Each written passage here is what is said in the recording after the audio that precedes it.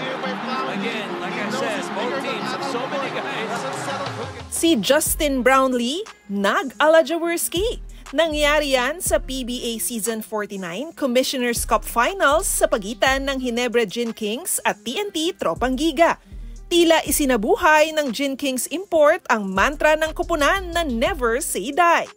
Tulad ni Ginebra legend Robert Jaworski noon na nagtamo ng sugat sa kanyang bibig, ipinatahi ito sa malapit na ospital at muling bumalik sa laban, tiniis ni JB ang iniindang sakit dala ng kanyang dislocated right thumb na nakuha niya noong Game 3 para maglaro pa rin sa Game 4. Ano nga ba ang nangyari?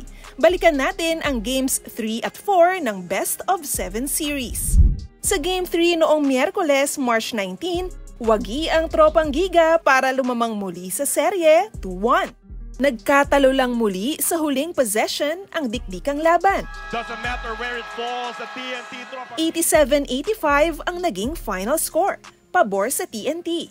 Paano nga ba muling naungusan ng tropa ang barangay sa Game 3? Una, early offense. Nabanggit ni TNT coach Chot Reyes na mahirap maka-fast break kontra sa disiplinadong transition defense ng Ginebra. Sa katunayan, 0 fast break points ang tropa sa Game 2, kung saan natambakan sila ng hanggang 15 puntos. Kaya naman laking tuwa ng batikang mentor nang maka-score ng 11 fast break points ang TNT sa Game 3. Pangalawa, si Ray ng Batak. Noong semifinals ay kinausap ni Coach Chot si Nambatak. Hindi raw kailangan ng team ng isa pang Jason Castro. Ang kailangan daw nila ay si Stingray. Nauna na ring sinabi ni Ray na na-pressure siya sa pagsalo ng responsibilidad na naiwan ng na-injure na si Castro. Pero gagawin daw niya itong motibasyon. At naipakita nga niya ito noong Game 3. Tila ni reserba ni Stingray ang kanyang best playoff output sa araw na yan. Nagtala ng 24 big points si Nambatak. Kabilang dyan ang isang booming 3-pointer na nagpalamang sa TNT, 85-82, may 30 seconds na lang ang nalalabi. Kailangan importante yung decision making ko sa loob. Lalo na wala si Kuya Jason, so I need to make good decisions, especially yung mga ganong moment, yung mga ganong endgame na mga laro. At least nag-pay off naman, especially yung mga extra shots na ginagawa sa practice, and then yun nga, just go with the flow lang. Sinusunod ko lang yung sistema ni Coach Chot, and then isa sa malaking factor din is yung may tiwala talaga yung mga teammates ko sa akin. Pangatlo, ang di inaasahang injury na natamo ni Justin Brownlee. Na-dislocate ni Justin Brownlee ang kanyang right thumb nang mag-dive for the loose ball, may higit 6 na minuto pa ang natitira sa third quarter. Dahil dyan, umexit si Justin sa laro. Sa halip na sumuko ay kinuhaan ito ng inspirasyon ng Gin Kings na pinaalalahanan ang isa't isa ng next man up mentality, ayon kay Troy Rosario. Malaking yun sa amin sa game yung nawala si Justin kasi yung number 1 option namin nawala eh. So during the game sabi nga namin yung mga nasa loob, next man up, down yung isang kasama namin, lahat kailangan step up. Alam yan ni Coach Chot na nagpaalala rin sa kanyang players na ang pag-alis ni JB sa laban ay hindi nangangahulugang magiging madali ang lahat para sa kanila. Took our very best. We talked about it when Justin went out, and I told the players this is going to be, we're going to see the best Ginebra here. Even without Justin, we have to be at our best. So reminded the players how strong and how deep that team is, and not to let our guards down even with Brownlee out of the game. Naging dikdikan nga ang laban sa kabila ng kawalan ni Brownlee. Pero sa pagkakataong ito ay hindi na bumitaw hanggang huli ang TNT. Dahil dyan, umabanteng muli ang Tropang Giga sa serye. Pagkatapos ng laban ay umamin ang Ginebra na mayroon silang pangamba sa estado ni Brownlee na kaagad dinala sa ospital para ipacheck ang kanyang kamay. Makalalaro kaya siya o hindi sa Game 4? Malaking kawalan si Brownlee dahil sa kanyang kontribusyon hindi lang sa opensa kung hindi pati na rin sa depensa, ayon kay Gin Kings Assistant Coach Richard Del Rosario.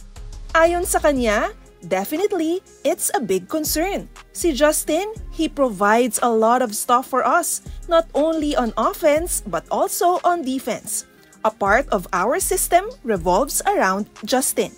Yan din ang sabi ni Ginebra rookie RJ Abarientos. Factor pag wala si JB sa loob So iba yung namamagnet ni JB sa offense. Tapos siyempre, pagdating sa defense, meron kaming bigger guy who can help sa mga locals. Big factor yung mawala si JB. Pero ano't ano man, handa naman daw ang local players ng Gin Kings na mag-step up, dagdag ni RJ. So we're still in the finals, kahit locals kami na matitira dito against dominant team like Context. So wala, yun talaga. Kailangan namin akuin or tapusin kung anong pwede namin maging adjustment without JB. Pinaghahanda rin ni Coach Chot Reyes ang tropang Giga sa kahit na anong sitwasyon.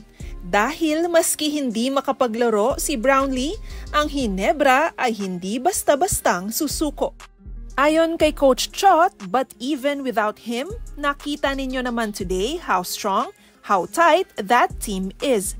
Without Justin, somebody else is going to step up. They're going to rely on their defense, their ability to defend us, to generate stops for themselves. This is not over by any means. We have to make sure we're ready. At isa ngang inspiradong Ginebra ang humarap sa TNT noong Game 4, lalo pa at naglaro si Brownlee sa kabila ng iniindang injury. Nauna nang sinabi ni Coach Tim Cone na hindi sigurado kung makalalaro si JB. Bago ang laban, sinabi ng physical therapist ng koponan na game time decision ang pagpasok ni JB sa laro. Kaya't nagulat ang lahat nang lumabas si Brownlee na naka-uniforme at nag-warm up. Hindi lang yan, starter pa siya sa laban. Hindi magkamayaw ang Ginebra fans na mas nabigyan ng pag-asa sa kanilang nakita. Dahil sa inspirasyong dala ng paglalaro ni Brownlee, panalo ang Gin Kings 95-78. Himayin natin ang mga dahilan kung bakit nanalo ang Ginebra. Una, sino pa ba kung hindi si Justin Brownlee? Tila nag-ala-Jaworski si Brownlee matapos ipamalas ang never say die spirit ng Ginebra sa kanyang pagsabak sa court. Sa kabila yan ng kanyang dislocated right thumb. Nakatip ang kanyang kamay upang ma-secure ang kanyang hinlalaki. Inilarawan ni Coach Tim ang lagay ng injury ni Brownlee. This may sound a little gross, but when you take that tape off his thumb falls out. I mean, that's secured in there right now, but the moment that tape comes out, there's no security at all. It just automatically falls out of the joint, so it automatically dislocates. So again, that's painful, and that's what he went through tonight. Get out there and play. Amazing. Amazing. Naghalimaw si JB na nagtala ng 23 points, 12 rebounds, 5 assists at 2 blocks. Gusto raw niyang maging agresibo sa kabila ng iniinda.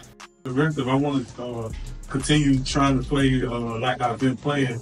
I definitely had doubt as far as the tape, the different feel, but yesterday and before the game today, I got a good feel for it. So I think I got the hang up. I want to jinx myself, but I kind of got a good feel for it now.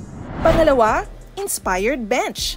Dahil sa presensya ni Brownlee, tila ginanahan ang buong Gin Kings na pumasok sa court at mag-ambag. Kabilang na dyan si Jamie Malonzo na mayroong game-high 24 points.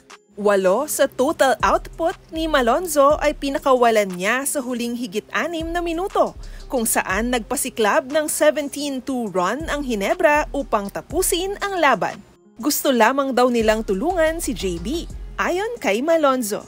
Anytime, a player is going through something like that, and he's so important to our team, I think all of us, especially if we're trying to help Justin tonight. He's playing through a lot of injuries. He's given us, the team, his all. So, of course, it's on us to help Justin as much as possible as a teammate. Pangatlo, inalat si Rondae Hollis Jefferson. Matapos manalo ng ikatlo niyang Best Import Award bago lamang ang laban, tila hirap maka-score ang prolific TNT reinforcement. Sa kanyang 18 attempts, 5 lamang dyan ang pumasok. Nagtapos siya na may 14 points. Kumolekta rin siya ng 12 rebounds, 5 assists at 1 block. Kahit may combined 46 points ang trio ni na Calvin Oftana, RR Pugoy at Reynam Batak, kinapos pa rin ang mga katropa. Ang resulta, tabla na naman ang bakbakan sa finals pagkatapos ng Game 4. Isa ka ba sa mga humanga kay Justin Brownlee? I-comment mo na ang iyong pagsuporta sa kanya below. For more sports stories, visit onesports.ph.